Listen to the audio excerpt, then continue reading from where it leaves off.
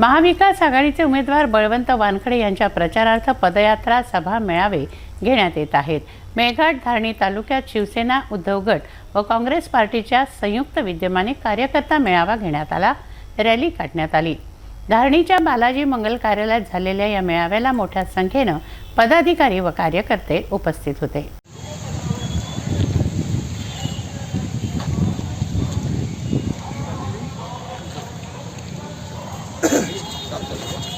शांत स्वभाव का, नहीं तो बया देखो कैसी करती। यहाँ पर उपस्थित सभी सम्मानीय नेतागण, मैं भारत रत्न डॉक्टर बाबा, कैसा है कि मैं यहाँ पर 3 बार सांसद बना पटेल साहब, लेकिन सौभाग्य की बात ऐसी थी कि ऐसे गालियां मुझे सुनने नहीं मिली। एक बार खड़ा रहा, दूसरी बार खड़ा रहा, तीसरी बार खड़ा रहा, चौथी बार रिजर्वेशन में गया, करके हुए नहीं आया। अरे भैया मार रहे क्या हम?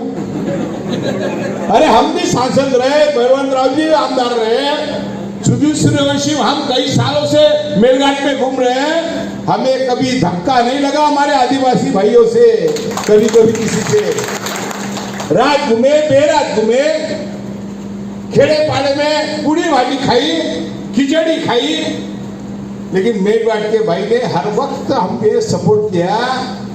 लेकिन ये भाई जब मेलघाट में आती है तो 5-25 गाड़ी लेके, बैंक में पैसे नहीं, एटीएम में पैसे नहीं, दूर दराज के गांव में पुरानी नोट चलती नहीं थी। हमारे माताजी ने कभी माँ ने बासी के अंदर छुपा के रखी थी, कभी अनाज में छुपा के रखी थी, सब कुछ निकालना पड़ा, निकालो, वापस करो।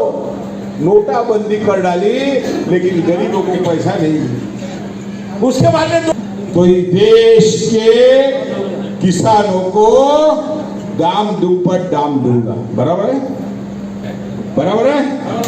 हम कपास को दाम दुप्पट दाम देंगे, हम सोयाबीन को देंगे, किसानों का उत्पन्न हम बढ़ाएंगे। 2022 से 2024 आई, जहाँ 6,000 रुपए सोयाबीन का दर रेट था, आज 5,000 पे आ गया, 4,000 पे कपास नहीं, 5,000 सारे गुजरातियों में, गुजरात में जितनी मिले हैं, और फिर इसमें काम कुछ नहीं है। सुधीर भाऊ ने बताया काम कुछ नहीं है। और जो सरकारें हैं, आपको मालूम है, हमारे माननीय प्रधानमंत्री जी कौन, मोदी साहब, हमारे माननीय प्रधानमंत्री मोदी साहब 2014 में खड़े रहे। तो 2014 में जब खड़े रहे तो उन्होंने कहा कि मैं न खाऊंगा न खाने दूंगा, जितना विदेश में पैसा है सब बाहर लाएंगे। ये कांग्रेसी वालियों ने जो जमा करके रखा है वो सब लाएंगे और गरीबों में बांटेंगे। मिल गए ना पैसे? 15 लाख, अरे 15 लाख छोड़ो, 2,000, 5,000 गरीबों में बांटेंगे। लोगों को लगा वाह वाह वाह वाह क्या आदमी है, चलो बेचारे को औरत नहीं, बच्चे नहीं, लाल 5 साल में कुछ नहीं, नोटाबंदी कर डाली। तो वो रो रहे थे कि हमको कितने दिन से पानी नहीं मिला, 2-3 महीने से पानी नहीं। क्या तो यहाँ बिजली नहीं, पानी नहीं। तो ये प्रश्न पर उन्होंने ख्याल दिया नहीं, और आज आए और बड़े बड़े बातें कर रहे, तो ये आपको समझना पड़ेगा। आपके जो मुद्दे थे 4-5 दिन पहले हो गई, तो आपने ये समझने को होना, आज बेटी हो गई, कल और भाभी हो जाएंगी, तो मैं नहीं वो बोलता, तो फिर भी अपने ये सब, क्योंकि अपने साथ झूठा बोल के उनको अपन ने बहुत वोट दिए। उनका जो चुनाव जीत गया वो मेलघाट से हो गया चुनाव। आदमी चुन के आए तो पहले मेलघाट से चुन गया, और मेलघाट ही चुन यहाँ का खासदार है। बनाता है। मैं ये आपसे विनती करता हूँ कि आप, मैं आपसे विनती करता, और जो बाहर बैठे लोग, लाइन पूरे गांव में लगी नहीं। मैं आने के बाद मानना भाई, मैं वादा तो वैसा करता नहीं कहीं भी, पर मैं करके दिखाता।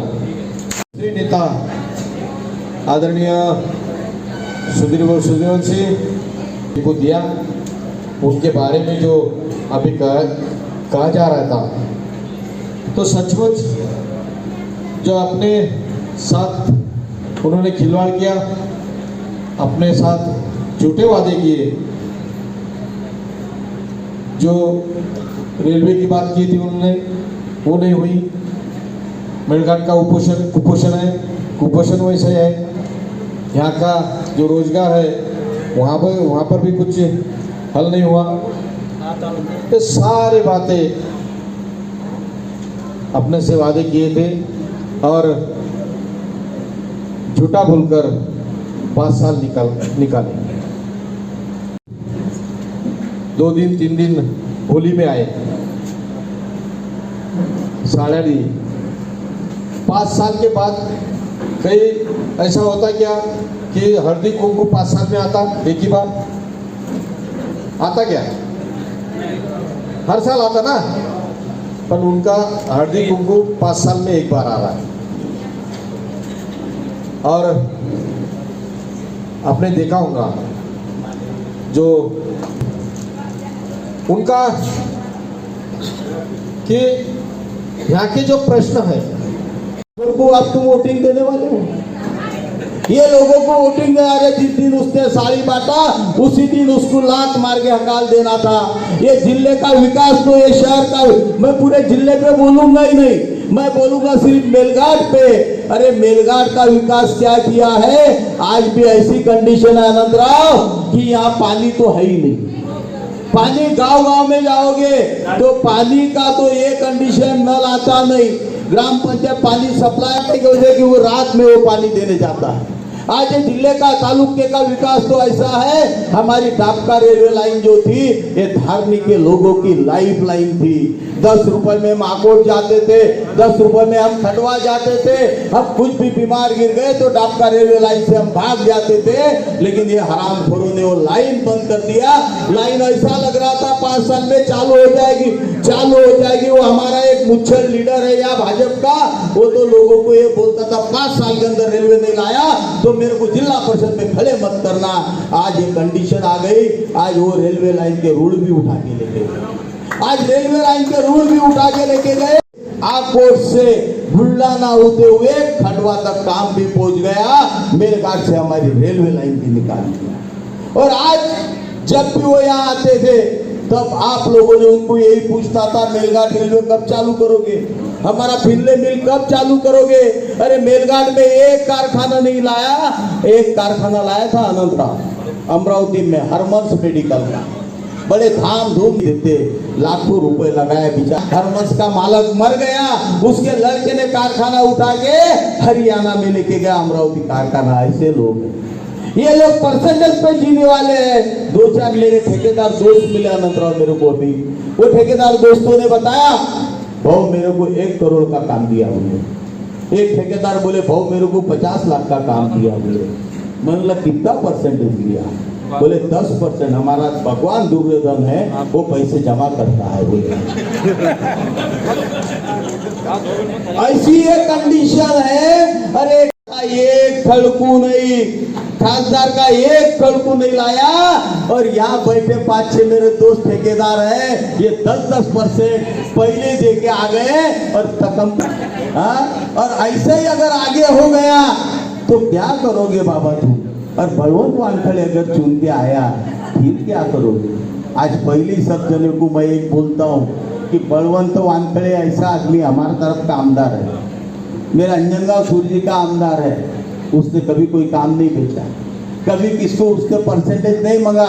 आज भी बलवंत वानखड़े जब चुन के आया तब जिला परिषद में भी पंजाबे पे था, आज वैसा आज भी है। बलवंत वानखड़े कई सालों से ग्राम पंचायत मेंबर था। बलवंत वानखड़े ये कॉटन मार्केट का मेरे को बहुत अच्छा लगा, ऐसा लगा कि कोई क्रांतिकारी बात कर रहा है। और उसके भाषण का भी अगर इफेक्ट नहीं हुआ तो फिर मन्ना भैया कुछ भी करके कोई फायदा नहीं। स्टेज हिंदू सम्राट सर सेनापति बाला साहब ठाकरे, जो ये बाई चुन के आई है, ये बाई को चुन के किसने दिया? ये बाई को चुन के किसने दिया? ये पाप तुम्हारे हमारे सर पे किसने चढ़ाया? तो यहीं बैठे हुए महेंद्र अग्रवाल से लेके जितने कांग्रेसी राष्ट्रवादी वाले हैं, इनका ये पाप है, वो पाप अपने को उठेना पड़ेगा। पिछले 5 साल पहले मैं महेंद्र भाई को कई बार समझाया, अरे महेंद्र भाई इतना मत नाचो, लेकिन महेंद्र भाई सुन नहीं रहा था। उनकी आंख में नौनी तुरी घुस गई थी और इन्होंने सुना नहीं। मेरे आदिवासी भाइयों को सबको चूतिया बना के वोट ले लिया और आज 5 साल पछता रहे। ऐसी बारी अब भाजपा की आ गई है।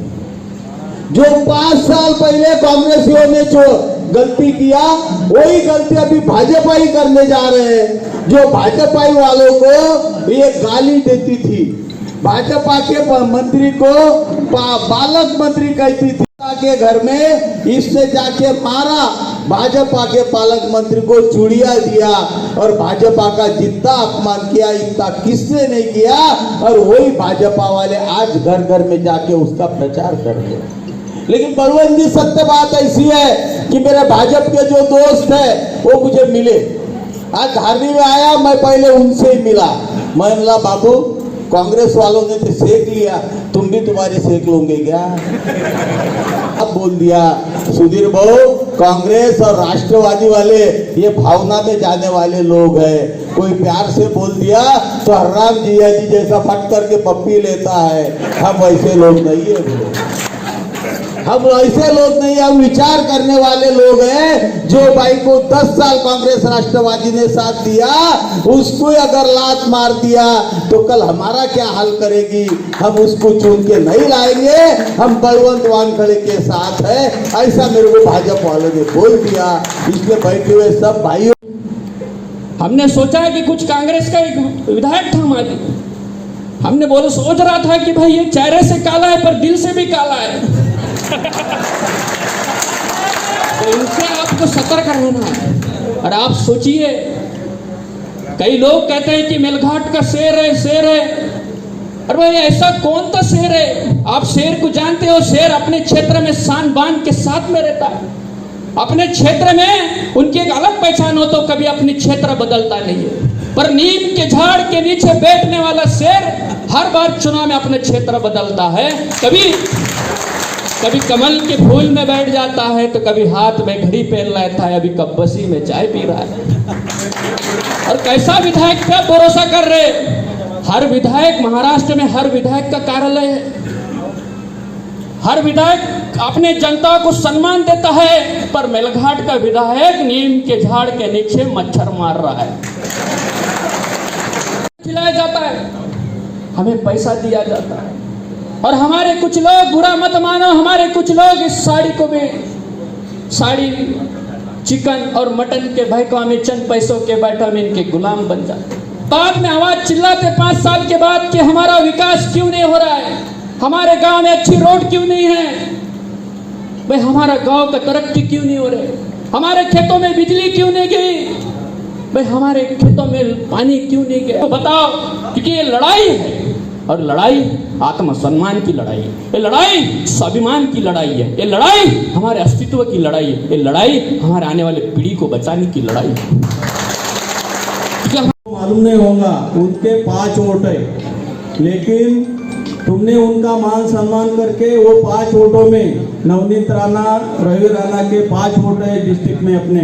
उन तुम्हारी शक्ति ऐसी थी कि तुमने एक खासदार बना दिया, एक आमदार बना दिया, ये इसलिए कि ऊपर से आदेश था।